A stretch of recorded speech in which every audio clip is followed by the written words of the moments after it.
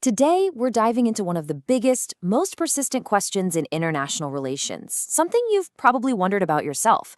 Why is it that peace between the world's most powerful countries always feels so fragile? To help us understand, we're going to break down the powerful, and let's be honest, pretty sobering theory from John Mearsheimer. Right? It's the puzzle at the center of it all. Even when things seem quiet on the surface, you can just feel that tension, that sense that everything could go sideways at a moment's notice. Well, Mearsheimer's theory, which he calls offensive realism, offers a really stark explanation for why that is. So, offensive realism is what's called a structural theory, and this is a really important distinction. Mearsheimer argues the root of the problem isn't necessarily bad leaders or evil empires. No, the problem is the system itself.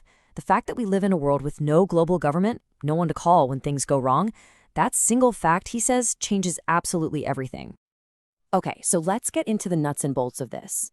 The entire theory is built, really logically, on 5 core assumptions about how the world works.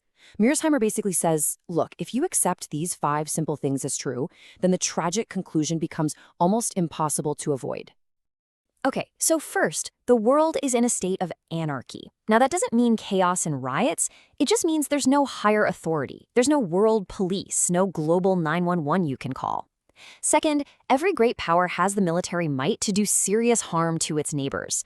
Third, and this one is so crucial, you can never be 100% certain of what another country is thinking. Are they building up their military for defense, or are they planning to attack you?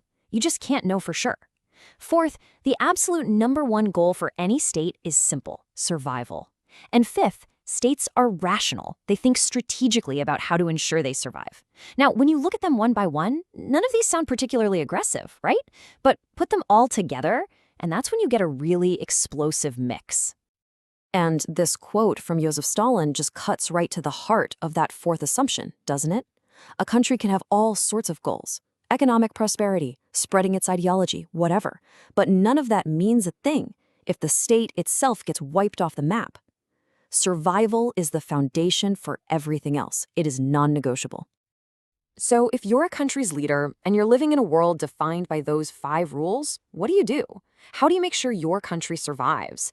Well, Mearsheimer argues that this logic forces every great power to behave in 3 very predictable ways. You can think of it like a chain reaction.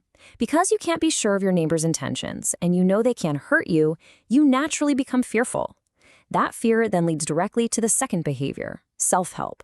You realize pretty quickly that you can't depend on anyone else to save you. You are on your own. And if you're on your own in a dangerous world, what's the smartest thing to do to guarantee your safety? Well, that's the last link in the chain: power maximization. The best defense is a good offense. The surest way to guarantee your survival is to become so powerful that nobody would even think about messing with you. Now, this constant scramble for more and more power isn't just some vague ambition. For an offensive realist, this logic pushes every great power toward a very specific and very ambitious ultimate goal. And this is where Mearsheimer really separates himself from the pack. Other thinkers, the so-called defensive realists, argue that states only want enough power to feel safe. They're happy with the status quo. But Mearsheimer asks the killer question: how much power is enough? And his answer is terrifyingly simple: there is no such thing as enough. The only way to be truly 100% secure is to be the most powerful state in the system, the undisputed top dog. The pursuit of power never stops. You see, the defensive realists often say that aggression is a fool's game, that it rarely works. Mearsheimer pushes back hard on this. He points to a study of all the major wars between 1815 and 1980. And what did it find? The country that started the war actually won about 60% of the time. The sobering takeaway here is that, historically speaking, calculated aggression has often paid off. All of this creates what's known as the security dilemma, which is really the engine driving this whole tragic cycle. Imagine this: to feel safer, I build a bigger wall. Purely defensive, right?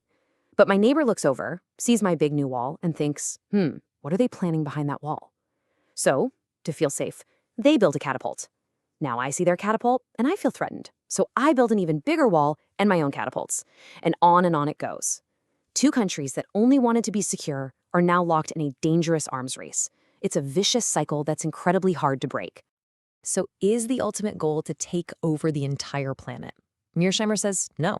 That's basically a fantasy. And the biggest reason why is what he calls the stopping power of water. Trying to project overwhelming military power across giant oceans is just too darn difficult. So the best a great power can realistically hope for is to become a regional hegemon, to be the undisputed boss of its own neighborhood. And what do you do once you become the king of your region? Well, your strategy completely changes. You become an offshore balancer. From your own secure backyard, you look out at the other key regions of the world, like Europe or Asia, and you make it your business to ensure that no other country can dominate its region the way you dominate yours. The classic example, of course, is the United States. Secure in the Americas, it has spent over a century making sure no single power could rise to dominate Europe or Asia. So, when you put this all together, where does it leave us? Well, it brings us right to the tragedy in the title of Mearsheimer's book, and it's probably not the kind of tragedy you're thinking of. See, the real tragedy here is that there are no bad guys. A country could have the most peaceful culture and the kindest leaders imaginable. But it doesn't matter. The cold, hard logic of the international system forces them to play the game, to seek more power, to be suspicious, to sometimes act aggressively, because if they don't, they risk being destroyed by a state that does. And Mearsheimer uses a fantastic analogy for this. He says we should think of great powers as billiard balls on a pool table. It doesn't really matter if a ball is red or blue, striped or solid. What determines how it moves and how it affects the other balls is its size, its mass, and its position on the table.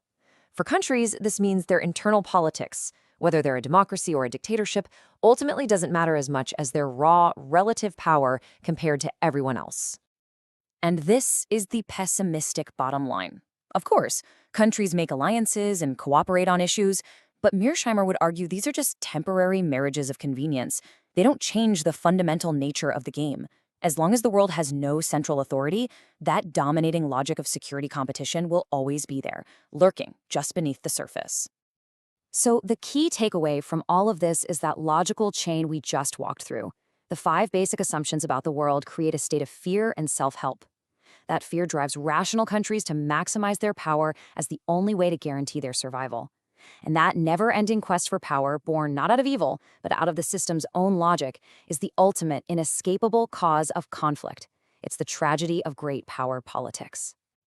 It's a really sobering thought, and it leaves us with a pretty tough question to chew on. If great powers are essentially prisoners of this system, trapped by a logic that forces them to compete just to stay alive, then how much real choice does any leader or nation